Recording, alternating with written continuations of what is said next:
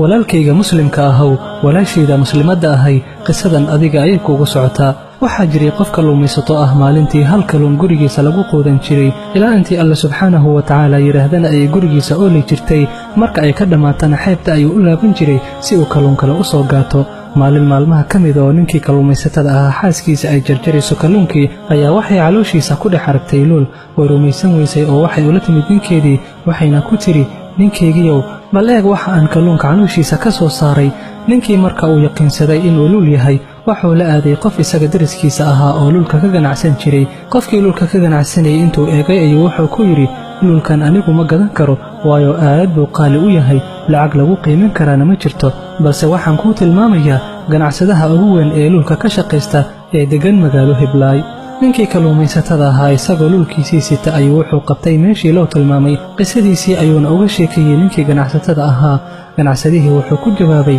walaalkaygiyow luulkan aad haysato wax la qiimo ah ma jiro laakiin xal ayaan kuu hayaa ayuu ku yidhi waxaad aadaysaa waaliga degmadan isaga keliya ayaa awooda inuu luulkan gato ninkii luulka iska lahaa wuxuu qabtay waaliga degmada wuxuuna istaagay albaabka waaliga isagoo sugaya in loo oggolaado la kulanka waaliga ugu dambayntii waxaa loo oggolaaday inuu waaliga u galo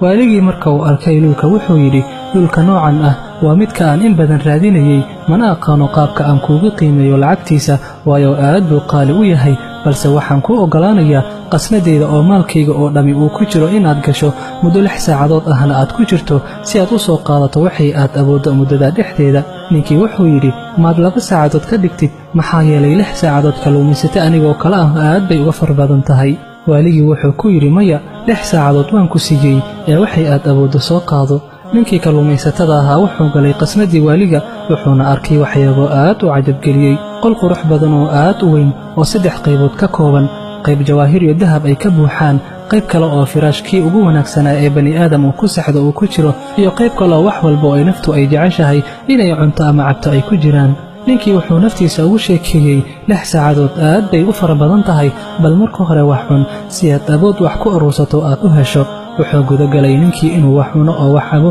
2 saacadood ayayna ku qaadatay markii uu soo dhammaystay ayuu wuxuu soo aaday dhanka jawaahirta iyo dahabka si uu u aruursado balse wuxuu naftiisa ugu sheekeeyey mar kale maan in yar iska seexdo firaashkan quruxda badan laga yaabo waqti kale inaad fursad u helin ku seexashadiisa saacadda ugu dambaysa ayaad aruursan doontaa dahabka wuu seexday ninkii hurdo dheer ayuuna galay muddo kadib wuxuu soo kacay isagoo lagu leeyahay ka kac hurdada waqtigaaga wuu dhammaaday ee ka bax qasnadda arrintii fajac ayay ku noqotay oo wuxuu yidhi waxba ma aanan qaadan ii suga in yar inta aan wax ka qaadanayo waxaa lagu yidhi 6 saacadood baan fursad ku siiyey inaad waxay qasnada ku jiro aad kala baxdo balse caqligaa waad lahaan weyday miyay kaaga wanaagsanaan lahayn inaad marka hore aruursato dahabka iyo jawaahirta kadibna aad ku gadato cuntada ugu wanaagsan iyo firaashka ugu qaalisan ee naftaadu ay jeceshahay balse waxaad tahay dabaal aanan ku fakarayn ilaa waxa markaas uu u jeedo mooye isaga bax ayaa lagu yidhi qasnada wakhtigaaga wuu dhammaaday qasnadii ayaa laga soo saaray isagoo ku qaylinaya maya wax yar ii suga waan idin baryayaa sidii ayaana looga soo saaray qasnada isagoo gacmuhu maran yihiin qisadu waa ay dhammaatay balse cilmi-qaadashadeedu weli ma aysan dhammaan luulka aan qisada ku soo sheegnay waa naftaada waayo naftaada wax la qiimo ah ma jiro qasnada aan soo sheegnay waa adduunyada fiiri sida ay u weyn tahay iyo qaabka aan uga faa'iidaysanno jawaahirta iyo dahabka waa acmaasha wanaagsan firaashka waa qaflada cuntada iyo cabitaankana waa shahawaadka haddaba walaalkayga muslimka ahow walaashayda muslimadda ahay qisadan adiga ayay kugu socotaa miyaysan habboonayn inaad hurdada ka kacdo oo firaashkaas aad isaga tagto oo aad guda gasho inaad aruursato jawaahirta iyo dahabka inta aysan kaa dhammaan muddada lagu siiyey oo ah cimrigaaga si aadan u dhiman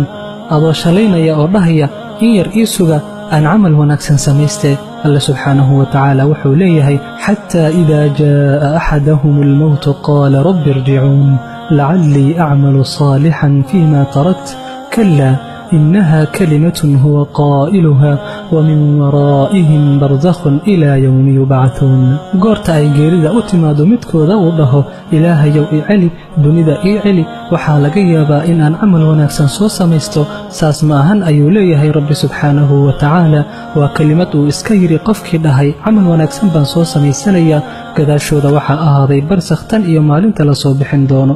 walaalkayga qaaliga ahow ma naqaano goorta aan dhimanayno oo alle subxaanahu wa tacaala aan la kulmi doonno. mar haddii ay arrintu sidaa tahay, waxaa kula gudboon inaad ku dadaasho acmaasha wanaagsan sida sadaqada, balada iyo baaska ayay difaacdaa. salaatuleylka darajaad sare ayaa lagu gaaraa, ku dhicitaanka macsiyadana uu ka ilaaliyaa. 2 ragcadood ee salaada subax ka hor la dukado waxay ka khayr badan yihiin adduunka iyo waxa dhex yaalla. qofkii subaxdii yidhaahda subxaana allaahi wa bixamdihi 100 jeer, dembigiisa oo dhan ayaa loo dhaafaa, haba la ekaadee hirka badda oo kale. ciddii ilaalisa salaadaha 5 ah ee jamaacada ku ilaalisa, alle subxaanahu wa tacaala wuxuu u ballanqaaday inuu jannada gelinayo. qofkii suuradda ikhlaas ama qul huwallah 3 jeer akhriya wuxuu la mid yahay sidii qof qur-aanka oo dhan akhriyey. qofkii istikfaarka daa'ima, alle subxaanahu wa tacaala hami walba faraj ayuu uga bixiyaa, cariiri walbana meel looga baxo ayuu alle subxaanahu wa tacaala uga sameeyaa. ciddii ka caajistay inay sadaqada bixiso oo jihaadka aado,